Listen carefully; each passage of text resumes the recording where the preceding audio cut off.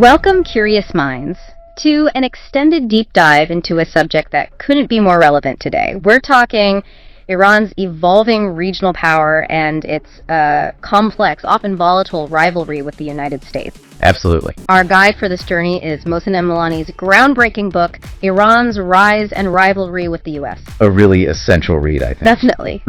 We're going to unpack the intricate story of revolutionary Iran's ascent across the Middle East. We'll look at its Cold War with the U.S., the shadow war with Israel, and that intense rivalry with Saudi Arabia. All through a detailed chapter-by-chapter analysis of this critical work. Exactly. And stick around, because towards the end, we've got a surprising historical twist that might just, reshape how you understand Iran's foundational ideology. So here's a thought to kick us off. Could the very events designed to, cripple a nation actually become the launch pad for its extraordinary ascent? Right, turning adversaries into unexpected strategic allies, maybe? It's a provocative question, isn't it? And one that Milani explores with remarkable depth. It truly is. And what's particularly striking right from the start is the author's dedication. He writes, "To the people of Iran and the United States, with hopes for peace and lasting friendship." Which is quite a tone to set for a book about rivalry. Exactly. It's hopeful.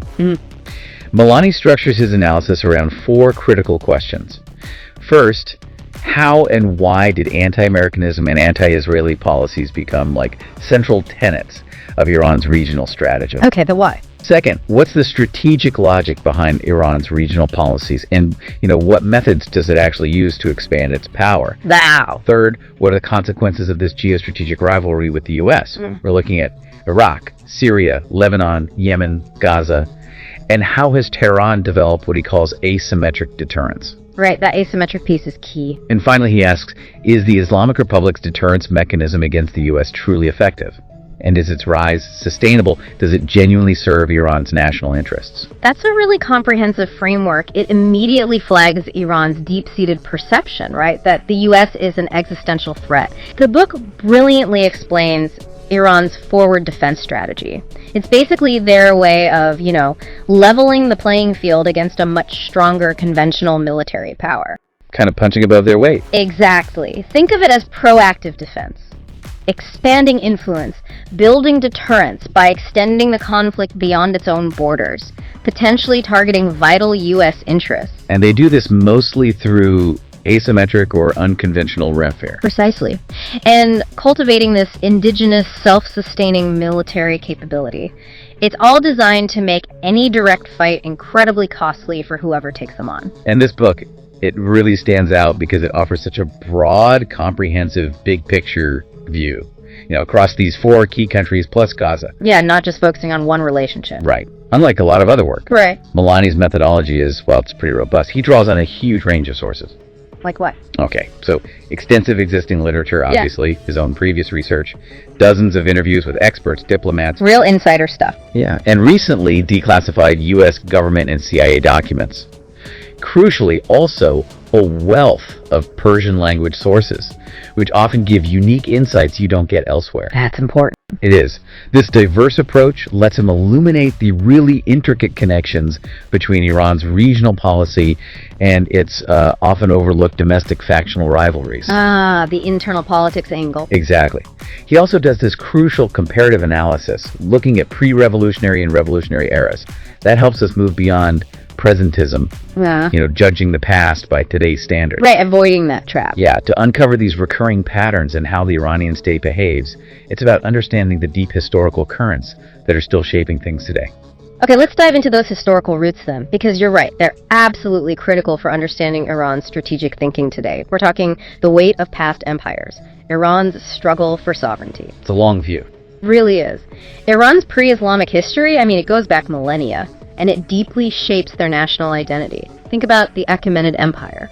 Huge. Roughly 546 to 334 BC. It was the largest empire the world had ever seen back then, stretching from Macedonia all the way to Punjab. Unbelievable scale. Now, it fell to Alexander the Great. But less than a century later, his successors, defeated by the Persian Parthians, who built another major empire. Right, they bounced back. Then came the Sassanid Empire, 224 to 651 CE. a massive rival to Rome and Byzantium. So for centuries, Iran wasn't just a power, it was often the dominant imperial power. And that memory, that sense of grandeur, it really sticks. It's a powerful force in their national psyche. Absolutely. It's a profound legacy that informs so much of their contemporary worldview.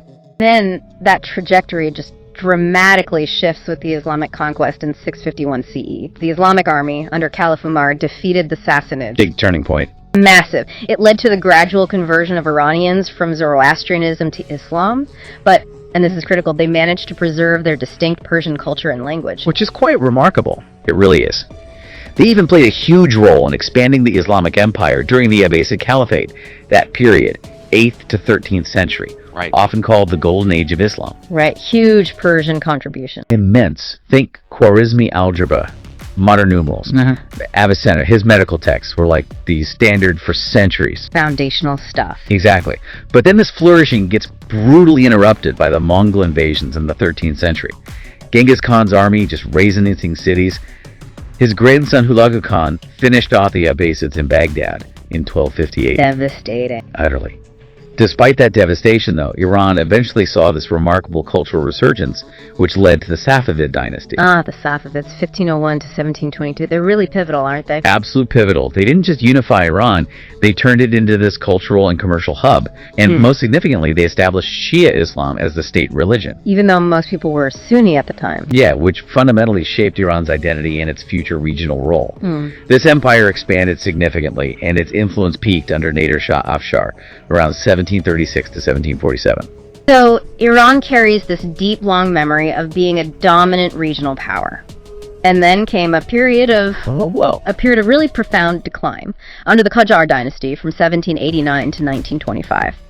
And this decline tragically happened just as modern European powers were rising. Right, industrialization, capitalism. Exactly. The power imbalances with Britain and Russia became just glaringly obvious. And while these European powers couldn't, fully colonize Iran because of its size and internal stuff, they still undermined it. Systematically, they colluded to undermine its sovereignty. Iran was forced to give up fertile northern provinces to Russia after 2 disastrous wars in the early 19th century. Ouch. Yeah. Britain, focused on protecting India, made Iran give up Herat to Afghanistan in 1857, and they steadily consolidated dominance over the Persian Gulf, historically Iran's backyard. Taking control. And the ultimate act of this foreign domination, the secret Anglo-Russian Convention of 1907. It effectively partitioned Iran into spheres of influence. Just carved it up, pretty much. By the early 20th century, Iran was, as the book starkly puts it, a failing state, sovereign in name only. This collective memory, this history of foreign intervention and deep humiliation is absolutely critical. You have to grasp that to understand the revolutionary impulses and that deep-seated suspicion in modern Iran. Yeah, you can see how that would leave a scar, a really profound impact on the national psyche. But things were about to change again, right? Right. The Bolshevik Revolution in Russia in 1917, that effectively removed Russian influence from Iran. Created a vacuum. And a huge opportunity for Britain. Exactly. Lord Curzon, the British Foreign Secretary, he knew Iran well, immediately saw his key role in stopping communism spreading into the Middle East. His vision really shaped British strategy then. And then came oil, the game changer. The ultimate game changer. William Knox D'Arcy, a Brit, struck oil in 1907-08, led to the Anglo-Persian Oil Company. APOC. Then Winston Churchill, as First Lord of the Admiralty in 1914, makes this massive strategic decision. Shift the Royal Navy from coal to oil. Making Iranian oil suddenly vital. Hugely important on the global stage. This sets the scene for Reza Khan, a Cossack army officer, to stage a British-approved coup in 1921. Okay. He eventually throws out the Qajars 4 years later, crowns himself Reza Shah, and starts the Pahlavi dynasty, 1925 to 1979. And that was a big deal, right? First peaceful dynastic change with parliamentary approval. A mental shift. Ushered in a completely new era for Iran. The Pahlavi era, especially under Mohammad Reza Shah, the son, inherited this really complicated legacy, didn't it? Internal weakness, external influence. Absolutely. And a major crisis that really fired up nationalist feelings was in 1951. Prime Minister Mohammad Mossadegh moved to nationalize the Anglo-Iranian Oil Company. AIOC. Yeah, big move. Huge. Mossadegh, a French-educated aristocrat, believed real Iranian sovereignty meant controlling their own oil and ending British meddling. Understandable. This bold act. It ignited Iran's first truly popular, democratic, nationalist, fiercely pro-sovereignty movement. It even inspired Nasser later with the Suez Canal. And Britain's reaction. Predictable. Crippling sanctions, military threats, covert undermining, subversion. So Mossadi turned to the U.S. He did. Sought a loan from President Truman. Truman had some sympathy, but insisted on compensation for Britain. Mossadi refused. The dispute just got worse. And during this time, we start seeing Khomeini's, let's say, complex stance towards the West emerge. Exactly. His early opposition to the Shah's reforms, especially land reform, women getting the vote, led to his arrest in 1960. Right. While he was under house arrest, there are these compelling allegations which the Islamic Republic strongly denies. By the way, that Khomeini sent a secret message to the U.S. What did it say? Allegedly, that he was not opposed to American interests in Iran, Right. that the U.S. presence was necessary as a counterbalance to Soviet and possibly British influence. Wow. That suggests a very pragmatic side, even back then. It does. A multi-layered approach to power, perhaps. Meanwhile, the Shah, he doubles down on his U.S. alliance. Bilateral Defense Agreement in 1959. And even though he signed a non-aggression treaty with the Soviets in 1962, he secretly let the U.S. put sophisticated listening posts along the Soviet border. Playing both sides a bit. Well, certainly prioritizing the U.S. relationship.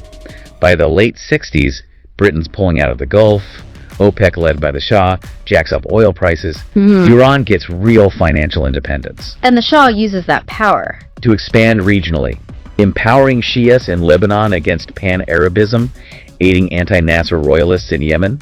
He basically transforms Iran into a junior U.S. partner. Which brings us right to the edge of the revolution itself. The Shah's downfall, Khomeini's rise. Domestically, the Shah is facing huge criticism, right? Not just for buying tons of U.S. weapons. Though that was part of it. But more for the human rights abuses. SAVAK, the secret police. Exactly. Then President Carter's human rights policy in 1977, it kind of inadvertently gives the opposition oxygen. It pressures the Shah to liberalize. But his concessions backfired. Totally. Granting amnesties, promising press freedom, elections. It just emboldened the opposition. Unlike the Shah, who kind of lost the revolution by not adapting, Khomeini was different. Khomeini, from exile, was masterful, forging this broad coalition, multi-class, multi-generational. It was genuinely a national revolution, not just, a narrow religious one. And the U.S. alliance couldn't save the Shah in the end. No. Despite earlier CIA worries about U.S. reliability, he didn't get the strong backing he maybe expected in that final year. His modernization was economic, social, but not political. He left this archaic, autocratic system just wide open to mass discontent. What's really striking, though, Milani points out, is that even with rising anti-American feelings, the main target initially wasn't the U.S. Right, the focus was the Shah. Yeah, you look at the slogans from the big demonstrations, very few explicitly anti-American. Overwhelmingly anti-Shah calls for Iranian sovereignty. Even Khomeini himself early on was apparently cautious about provoking the U.S. He worried about a U.S.-backed coup by the Iranian army remnant. Makes sense. In fact, just 10 days after the Shah left, before Khomeini even returned to Iran, he actually authorized his top advisors to meet secretly with American officials. Really? To discuss what? The mechanics of power transfer. He even sent a message via Ibrahim Yazdi, later his foreign minister, suggesting the U.S. tell the army not to support Bakhtiar, the Shah's last PM. That's fascinating. A pragmatic engagement, however brief, with the future great Satan. Exactly. But that pragmatism, it got dramatically overshadowed, didn't it, by the radicalism of the hostage crisis? Oh, absolutely. Swiftly and dramatically. So Khomeini comes back, appoints Mehdi Bazargan from the Liberation Movement as PM, the stated goal. No East, no West foreign policy. That famous slogan. It's even carved on the foreign ministry building today, right? It is. But then Bazargan meets Zbigniew Brzezinski, Carter's national security advisor, in Algeria. That meeting, it just ignites hysteria among the hardline anti-American factions. And that leads to the embassy seizure. Directly. November 4th, 1979. Deliberately chosen the 15th anniversary of Khomeini's exile. Militant Islamists, calling themselves students following the line of Imam, storm the U.S. embassy, take hostages. Why? What was their stated reason? According to their spiritual advisor, they believed Bazargan was getting dangerously close to Washington, and they saw the Shah being allowed into the U.S. for medical treatment as a conspiracy to restore him, just like in '53. Okay. Khomeini. Initially silent, but once he saw the hostage takers were totally devoted to him, he dramatically glorifies the attack, calls it a new revolution against the great Satan. And Dzargin. Denounced it, resigned immediately. The U.S. reaction was decisive. Arms embargo, oil ban, froze Iranian assets, broke diplomatic ties. And the failed rescue mission, Operation Eagle Claw. Right, that tragic failure. Khomeini shrewdly used the whole crisis to consolidate his power. Found an external enemy, the U.S., to unify everyone. And passed the new constitution. Right in the middle of this national hysteria. Approved the new constitution, enshrining Velayat-e-Faqih rule by the Islamic jurist. Gave Khomeini extraordinary, almost absolute power. And the spy den documents. Yeah, the militants selectively released shredded embassy documents, cynically called documents of the spy den, to smear political opponents as spies. Even leftists celebrated it initially. Ironically, yes. Including the Soviet-backed Tudeh party. They had no idea they'd be the next targets for Khomeini's purchase. This intense period really establishes Iran's unique power structure, doesn't it? The deep state, the dual power system that's still so relevant today. Absolutely fundamental. The Islamic Revolutionary Guard Corps, the IRGC, Khomeini sets it up in May 1979. It's the revolution's Praetorian Guard. Doing what exactly? Multiple roles. Preserving internal order, preventing coups, safeguarding Shia integrity, and crucially, spreading the revolution's ideals abroad. But the deep state was more than just the IRGC. Oh yeah. It created thousands of neighborhood committees, basically armed vigilantes acting as police to suppress opponents, and autonomous revolutionary courts. Known for summary executions. Exactly. Striking fear. Plus, the deep state got financial independence by seizing properties and foundations from the old regime. All overseen by Khomeini's inner circle. His small, trusted kitchen cabinet, his eyes and ears across the whole revolutionary apparatus. And this created tension from the start. Dzargin famously called his government a knife without a blade. Yeah, powerless against the deep state. He believed Khomeini deliberately